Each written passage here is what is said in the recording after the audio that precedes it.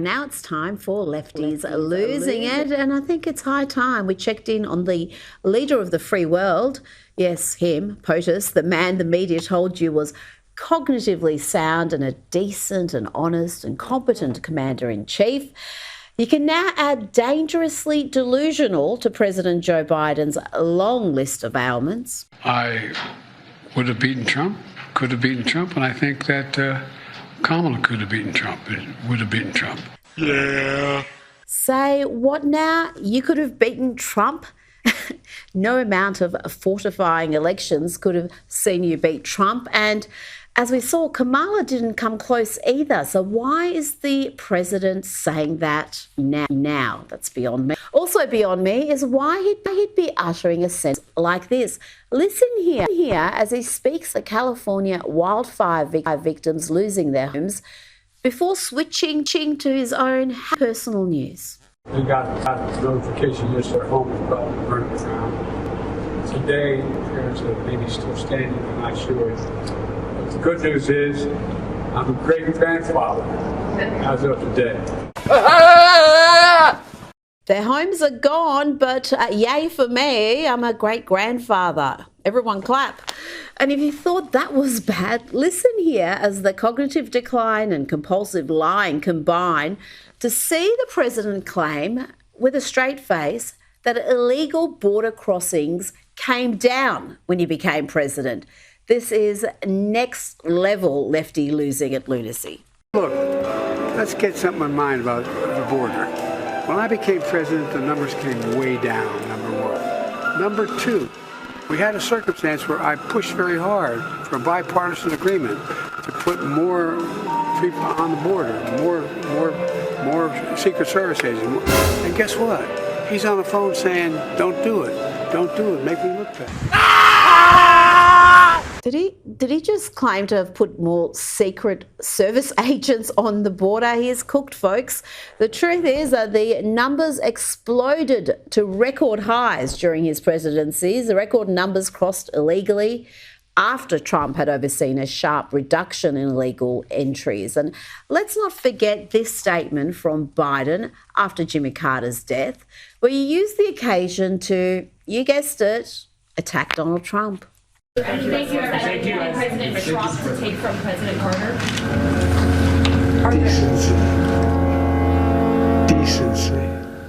Decency. Everybody deserves a shot. Everybody. Can you imagine you're walking by something and just keep walking? This from a man who doesn't acknowledge his own granddaughter, his love child down in Arkansas, who Biden's to this day refuse to acknowledge, whose mother had to take legal action just to get some financial support for her. This is a man who wants to lecture us about decency. Okay, but whatever you may say about old Joe, at least he's not Kamala.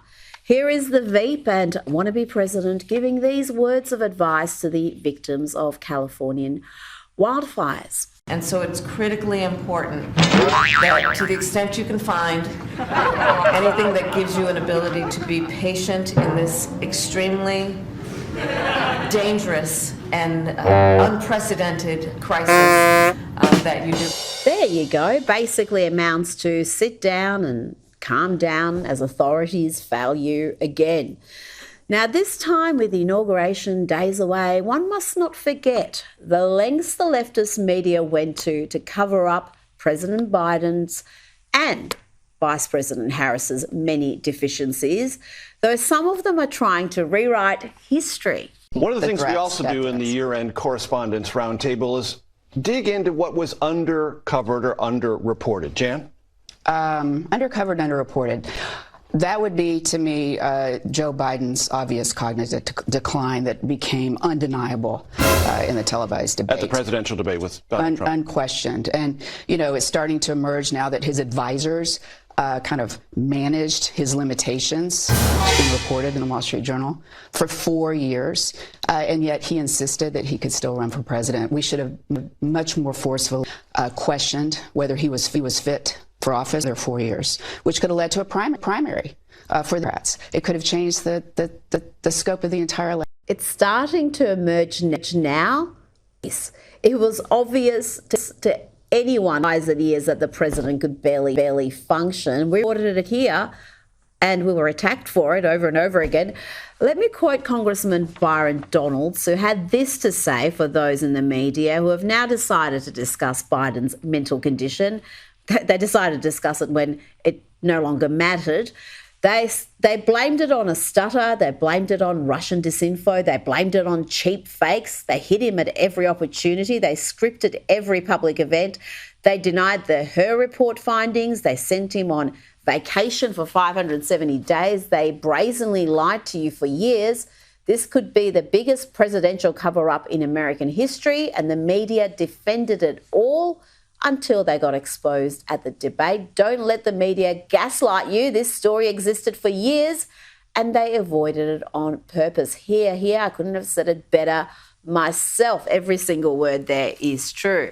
And one of the very worst in the media, Don Lemon, had this recent meltdown about MAGA. He seems to have forgotten that Donald Trump actually won the election in a landslide. I don't know, he thinks it's all fallen apart for MAGA. You dumb idiots. Now you're just figuring this out. You're so stupid and you deserve it. You deserve it because you're so dumb. Jim, it's hypocrisy. So go with me here. Yes, I am gloating over your stupidity and how you were taken. I'm cackling in Kamala. You know what they're saying about the anti-immigrant stuff, right? Who's it to say that one of the jobs you might be seeking won't be those white jobs? Oh my gosh! Oh my gosh! Oh my gosh! It can only be a matter of time before the men in white coats come and take away to a nice padded room. Good luck. And here is Jim Acosta with a human potato, where they both, surprise, surprise, believe the Biden White House should be censoring free speech. Meta has a lot of business before the U.S. government, and I think that's ultimately what this is all about. Yeah, and he's complaining about the Biden administration, yelling at them to say, get some of this COVID misinformation off their platforms. I mean, isn't that's sort of what the White House should be doing, right? Oh dear. Sticking with the media, here is 60 Minutes' Leslie Stahl claiming the economy Trump is inheriting is great and trying again and again to get the CEO of JP Morgan Chase to criticise Donald Trump's policies. He is inheriting a pretty good economy, despite what people feel, all these metrics that you see. But what about advice to him on some of the policies that he's threatening to do that could hurt the economy? For instance, tariffs. Have you talked to him about tariffs? If you could talk to him right now, what would you say? I have not spoken about tariffs. I think you should read The Art of the Deal. He's a negotiator. He lays out some very tough things, and sometimes it works. We have to worry more about national security, resiliency, diversified supply chains, and we didn't. And also we should have worried more about who it hurt. Tariffs are a way, are a tool, properly used, that can help get some of those issues resolved. Oh, she wasn't done yet. She was going to try again. Your relationship with him? Story, we all read that you called to congratulate him and he wouldn't take the call. No, that wasn't true. It wasn't true. No, it wasn't true, Leslie. You should be used to that. Remember when she claimed to President Trump's face that the Hunter Biden laptop story was Russian disinformation, that there was no evidence of Joe Biden being the recipient of financial benefits from his son's business dealings? She also claimed there was no evidence that they spied on Donald Trump's campaign. Don't forget this. The biggest scandal was when they spied on my campaign. They spied on my campaign. Well, there's no real evidence of that. Of course there is. It's all over the place. Leslie, Sir, they spied on my campaign and they got caught. Can I say something? This is 60 Minutes, and we can't put on things we can't verify. You won't put it on because it's bad for Biden. We can't put on things we can't verify. Leslie, they spied on my campaign. Well, we can't verify. It's been totally verified. No. And now that same journalist is upset that trust in the media is at historic lows. People do not trust these lefty activists masquerading as journalists. I'm shocked. If you watch the opinion of us, how many people trust the press anymore? I mean, we're way down there with the lawyers. Yeah. This is really rough, as you know. You're way down there with Congress. Exactly. I mean, we're way down there with Congress, but we're way down there. And I despair. Seriously, I worry greatly, and I think there are other institutions that have been suffering. And you're right not to blame Donald Trump 100%, obviously, started many years before, but we're at a point where if the President of the United States is going to say legacy media is dead, well, I guess he must say that. Legacy media is dead. And he wants it dead. He wants other media. But it is kind of, sort of, hobbling right now. And I don't know how it recovers. I'm very dark about it.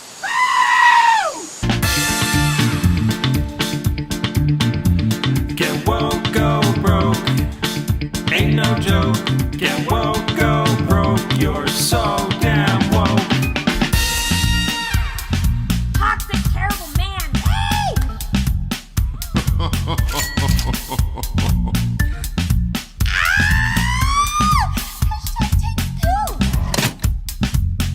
Go away now. The Oscars think they can go woke, but Hollywood will now go broke. YouTube give itself an award, and Susan take a fall on the sword. Get woke, go broke. Ain't no joke. Get woke, go broke. You're so damn woke. Get woke, go broke. Ain't no joke. Get woke, go broke. You're so damn woke. Get woke, go broke. Ain't no joke. Get woke, go broke. You're so damn woke. The bestest ever in every way.